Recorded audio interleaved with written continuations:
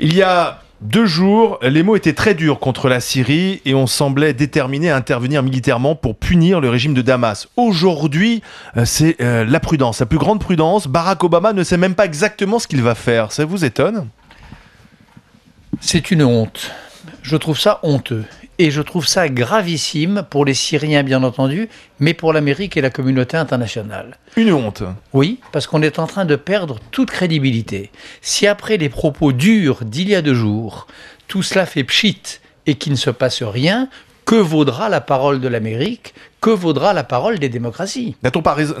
Ils ont peut-être raison aussi d'être prudents puisqu'on ne sait pas ce qui va se passer ensuite. Il faut aussi imaginer le scénario après la frappe. Ça fait 2 ans, 2 ans et demi qu'ils ont le temps de réfléchir à ce qui va se passer ensuite.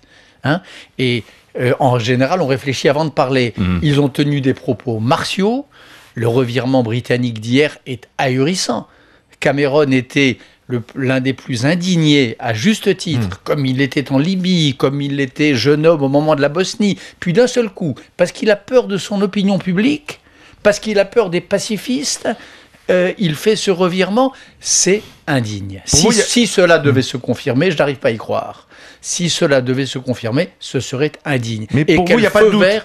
Il y a 2 jours, les mots étaient très durs contre la Syrie et on semblait déterminé à intervenir militairement pour punir le régime de Damas. Aujourd'hui, c'est la prudence, la plus grande prudence. Barack Obama ne sait même pas exactement ce qu'il va faire. Ça vous étonne ? C'est une honte.